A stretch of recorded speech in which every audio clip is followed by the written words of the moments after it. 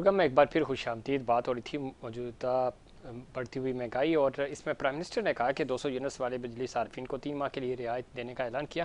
اور ساتھ ہی ساتھ آصف علی زرداری صاحب کی جو اسٹیٹمنٹ ہے وہ بڑی امپورٹنٹ ہے. وہ کہتے ہیں ایگرو فارم اور ایگرو انڈسٹری مستقبل ہے, کچھ دوستوں کو سمجھ نہیں آتی, وہ انکم ٹیکس لگانے جا رہے ہیں.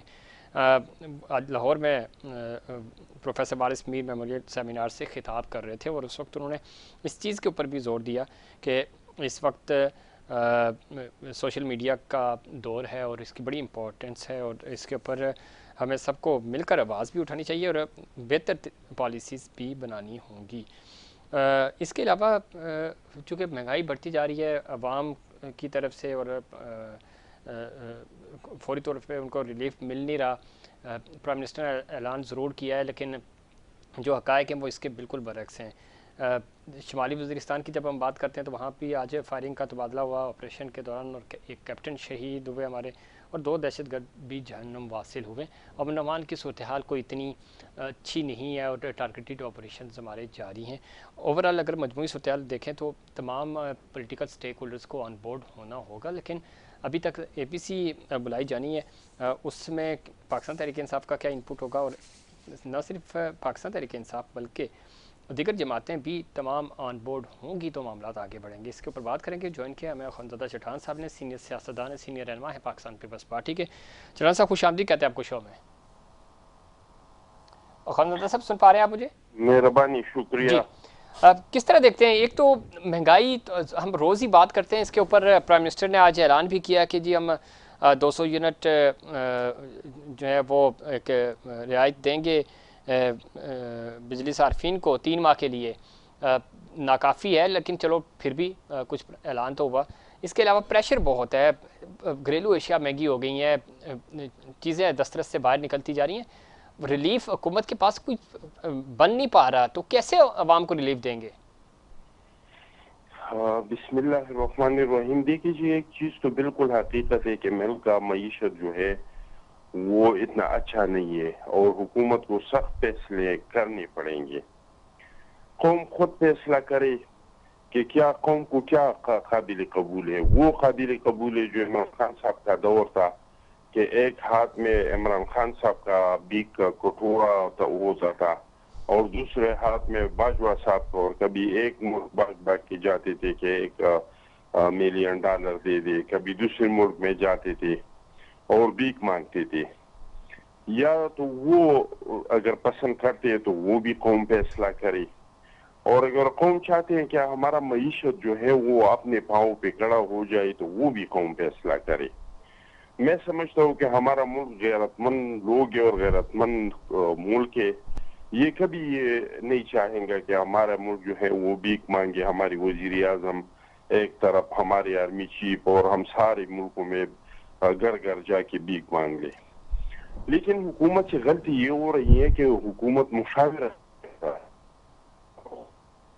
جی جی کہ حکومت چاہے وہ عوام کو ریلیف سکتے ہیں, وہ زیادہ کچھ اشرفیہ پہ ڈال سکتے ہیں.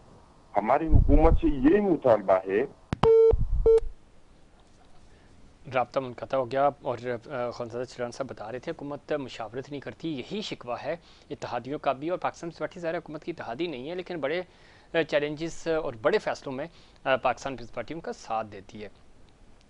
آج بلاول بھٹو زرداری صاحب بھی کہہ رہے تھے, وہ بھی سراپا اعتراض ہیں کہ عوام کے اوپر جس طرح ٹیکسز لگائے جا رہے ہیں, پھر بجلی کے بل اتنے زیادہ آ رہے ہیں, عوام کس کے پاس جائیں, اور عوام بھی یہی کہہ رہے ہیں کہ کس کے پاس جائیں. انہوں نے بلاول بھٹو زرداری کو ووٹ دیے ہیں. سندھ کی جب ہم بات کرتے ہیں, پنجاب میں مسلم لیگ نون کو ووٹ پڑے ہیں, کے پی میں پاکستان تحریک انصاف کو ووٹ پڑے ہیں, اور یہ سارے عوامی نمائندے ہی ہیں. عوام کی بات تو کر رہے ہیں لیکن ریلیف عوام کو دے گا کون؟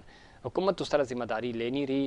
تحفظات پاکستان پیپلز پارٹی کے اپنی جگہ ہیں, جس طرح بلاول بار بار کہہ رہے ہیں کہ اب عوام دیکھ رہے ہیں حکمرانوں کی طرف, تو ریلیف ملے گا کیسے؟ خانزادہ صاحب آواز آ رہی ہے آپ کو؟ جی جی بالکل آ رہی ہے. آپ بات کر رہے تھے کہ حکومت مشاورت نہیں کرتی, یہ شکوہ ظاہر ہے آپ کا پہلے بھی تھا ابھی بھی ہے. تو حکومت مشاورت نہیں کرتی تو اس کے نتائج بھی اب آپ کے سامنے ہی ہیں. آپ کے چیئرمین بھی یہی کہہ رہے ہیں کہ عوام کو بجلی کے معذرت چاہتا ہوں بجلی کے بلوں کے نیچے لا دیا گیا ہے. عوام دیکھ رہے ہیں ان کے پاس نہ تو ریلیف ہے نہ ان کی سیلریز اتنی ہیں, تو جائیں کدھر؟ اور حکومت بھی کوئی واضح پالیسی نہیں دے پا رہی, جو ہم پہلے بھی بات کر رہے تھے.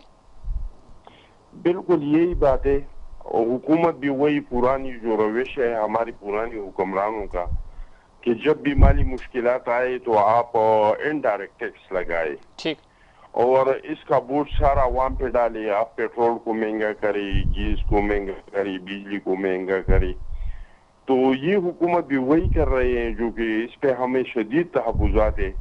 ہم حکومت سے وہی کہہ رہے ہیں کہ آپ اپنے اخراجات کو کم کرے. سب سے پہلے تو اپنے اخراجات, حکومتی اخراجات کم ٹھیک ہے, کرے, پریزیڈنسی کا خرچہ کم کرے, وزیر اعظم ہاؤس کا خرچہ کم کرے, وزراء کے خرچے کم کرے, ایم این ایس کے خرچے کم کرے. پھر اس کے بعد جتنی اشرفیہ ہے, جتنے لوگ زیادہ پیسہ کماتے ہیں, ان پہ زیادہ بوجھ آپ ڈالیں. لیکن حکومت مسلسل جو ہے وہ غریب عوام پہ بوجھ ڈال رہی ہے. وہ سارا پیسہ غریب عوام سے وصول کرنا چاہتے ہیں. ہم اس کو مشورہ دے رہے ہیں کہ جو پہلے سے فائلر ہے ٹیکس دے رہی ہے اس کو مزید تنگ نہیں کرو.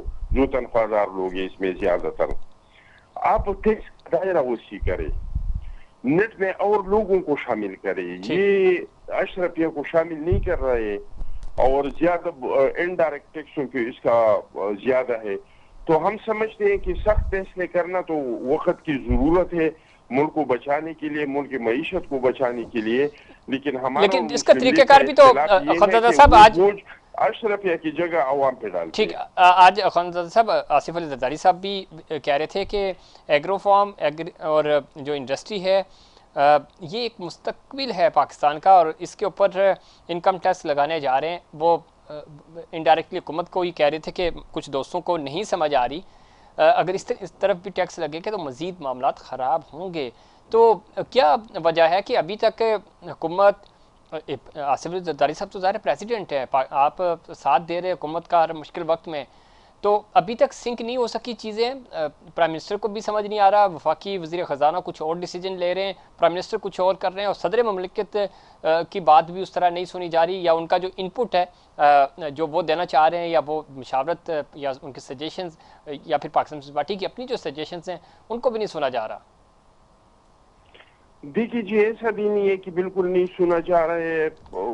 کچھ ہمارے اگر نہیں ہے تو آج چیئرمین بلاول بھٹو صاحب کا بھی بیان یہی ہے اور زرداری صاحب کا بھی بیان یہی ہے, تو اس کا مطلب ہے کہ نہیں سنا جا رہا ہے. اگر سنا جا رہا ہوتا تو یہ مطالبات پورے ہوتے. بالکل جی, اگر ہمیں سنا جا رہا ہوتا تو اس میں ہمارا کوئی اپنا فائدہ نہیں تھا. اس میں اس حکومت کا فائدہ تھا, اس میں مسلم لیگ کا فائدہ تھا, اس میں غریب عوام کا فائدہ تھا, عام آدمی کا فائدہ تھا. لیکن بدقسمتی سے وہ ہمارا سنتی نہیں ہے, اور ہماری مجبوری یہ ہے کہ ہم دیکھ رہے ہیں کہ ہمارا ملک مزید الیکشنوں کا متحمل نہیں ہو سکتا ہے. نہ ہمارے امن و امان کے حالات ایسے ہیں کہ ہمارا ملک میں الیکشن ہو, نہ ہماری معیشت اس طرح کا ہے. ہمارا ملک مزید ایڈوانچروں کا متحمل نہیں ہو سکتا ہے. تو ہماری مجبوری یہ ہے, اگر ہم پیچھے ہٹ جاتے ہیں, اگر ہم ہٹ گرمی پہ آ جاتے ہیں, تو پھر کیا ہوگا؟ حکومت کا خاتمہ ہوگا, نئے الیکشن کا اعلان ہوگا. تو آپ مجھے بتائیں کہ نیا الیکشن ہوگا تو اس میں کیا شعور ٹھیک ہے؟ کوئی ایک پارٹی کو اکثریت مل جائے گا. پھر اگر اس طرح کا سیٹ اپ بن گیا تو پھر ہم کیا کریں گے؟ کیا پھر الیکشن کے لیے جائیں گے؟ تو یہ ہماری مجبوری ہے, اور حکومت جو ہمارے تجاویز ہے اگر اس کی طرف توجہ دے دی تو اس میں اس ملک کے عوام کا فائدہ ہوگا, ٹھیک ہے, نقصان نہیں ہوگا. ٹھیک کہہ رہے ہیں آپ. ایک چیز اور پھر میں ذرا امن و امان کی طرف بھی آؤں گا. سپریم کورٹ نے سنی اتحاد کونسل کی مخصوص نشستوں کے کیس کا فیصلہ محفوظ کر لیا ہے. اب ذرا فیصلہ آئے گا. جو بظاہر جتنی بھی سماعت ہوئی, آپ بھی ٹی وی پہ دیکھتے رہے, ہم نے بھی دیکھا, رپورٹ ہوتی رہی چیزیں, تو بادی النظر میں تو یہی لگ رہا ہے کہ یہ فیصلہ چیلنج ہوگا. اب فیصلہ جو بھی آئے, ایٹ لیسٹ جو نشستیں آپ کو اور دیگر جماعتوں کو ملی ہیں شاید ان سے وہ واپس لے لی جائیں. نہیں بھی لی جاتی تو سپریم کورٹ خود یہ کہہ چکا ہے کہ الیکشن کمیشن نے اس پورے قانون کی تشریح غلط کی, ایک پوری سیاسی جماعت کو اس پورے پروسیس سے آؤٹ کر دیا. کس طرح دیکھتے ہیں کہ اتنی ایک آئینی ادارہ اتنی بڑی غلطی کیسے کر سکتا ہے, اور اس کا پارلیمنٹ پہ کتنا اثر پڑے گا؟ देखिए जी, पार्लियामेंट पे भी इसका बहुत बड़ा असर पड़ेगा। मैं समझता हूँ कि फैसला आईन और कानून के मुताबिक करना चाहिए। ठीक। जो हमारे आईन कहता है इस पे अमल करना चाहिए, चाहे किसी का नुकसान हो चाहे किसी का फायदा हो। हमारे मुल्क को जितना नजरिया जरूरत ने नुकसान दिया है कि ठीक है आईन तो ये कह रहे हैं, लेकिन नजरिया जरूरत यहाँ पे इस तरह का है कि हम ये फैसले करें। मैं समझता हूँ कि अब वक्त आ चुका है कि हमारे मुअज़्ज़ज़ जज साहिबान, हमारे मुअज़्ज़ज़ इदारे वो आइन को देख के फैसले करे और नजरिया जरूरत को हमेशा हमेशा के लिए दफन करे, और फिर जो भी फैसला आएगा जाहिरी बात है कि वो सबके लिए काबिल कबूल होगा। ठीक है, अच्छा आगे चलते। शुमाली वज़ीरिस्तान में आज ऑपरेशन हुआ, फायरिंग का तबादला, एक कैप्टन शहीद, 2 दहशतगर्द जहन्नुम वासिल हुए। अख़ुंज़ादा साहब, इसके ऊपर हमेशा आप बड़ी खुल के बात भी करते हैं। ये पूरा रीजन अमन अमान और जितना खूबसूरत है, जितनी वहाँ पे टूरिज़म हो सकती है, लेकिन ये दहशतगर्दी वाले जो एलिमेंट्स हैं वो अभी भी हैं, टारगेटेड ऑपरेशंस भी जारी हैं।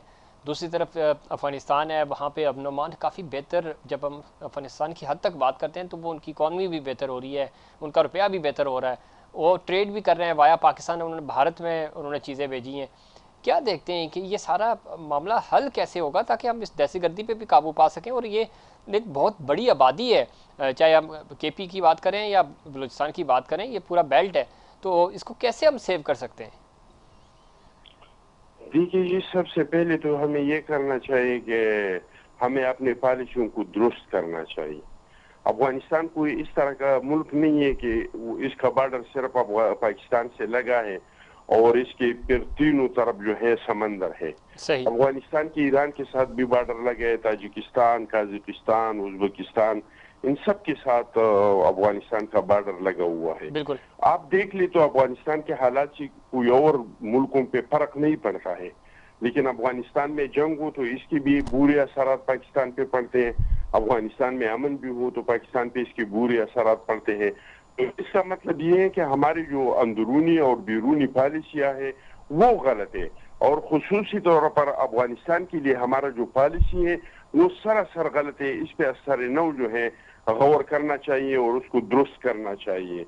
और तो करना इसके ऊपर अख़ुंज़ादा साहब कैसे हो सकती है कोई इस पूरे बेल्ट के ऊपर मुश्तमिल कोई कमेटी बनाई जाए, उस कमेटी को यहाँ पे कमेटी की जरूरत नहीं है, ऑल पार्टी कॉन्फ्रेंस बुलाया जाए। अच्छा। इसके सामने ये सारे मसाइल रख के हक़ाइक़ बयान करे कि मसाइल क्या है हमारे, और फिर इनसे मुशावरत ले ले, इनका मुशावरत उठा के पार्लियामेंट में ले आए और इसमें पार्लियामेंट में बहस किया जाए और फिर एक पॉलिसी बनाया जाए। लेकिन फिर जो भी पॉलिसी हो इसमें कोई दुगलापन नहीं हो, वो फिर इस पे मनवान अमल किया जाए। ठीक है। जिस हम तो ये नेशनल एक्शन प्लान पे भी सारे मुतफिक हो गए थे, वो भी हमने सबने बनाया था, पार्लियामेंट ने भी। लेकिन इसमें अख़ुंज़ादा साहब आप ठीक कह रहे हैं, लेकिन पॉलिसीज अधूरी रह जाती हैं, उसके ऊपर अमल उस तरह नहीं होता, पॉलिसीज बन जाती हैं, अमल नहीं हो पाता, जिसकी वजह से चीजें फिर अधूरी रह जाती हैं। हाँ, वही मसला है ना, हमारे साथ मसला यही है कि हमने फैसला नहीं किया। जब फैसला करते हैं तो कहते हैं कि ये तो हमने बिट के लिए किया था, गुट को तो हम हाथ नहीं लगाएंगे, गुट की तरफ तो हम जाएंगे भी नहीं। हमने एक बार फैसला करना है कि हमने इस चीज को जारी रखना है या इसको हमेशा हमेशा के लिए खत्म करना है। तो पूरा कौम फैसला करे, जो पूरा कौम फैसला करेगा और इस पे अमल दरामद होगा, तमाम इदारे दिल से इस पे अमल दरामद करे, इसमें फिर कोई चुन चुरा ना करे, तो फिर हम इस पे काबू पा सकते हैं। वरना इसी तरीके से हम कहेंगे कि इसका कमर तोड़ दिया, फिर हम देखेंगे कि वो तो कमर नहीं तोड़ा है, वो तो है, वो तो हमको मार रही है, रियासत को तबाह कर रही है।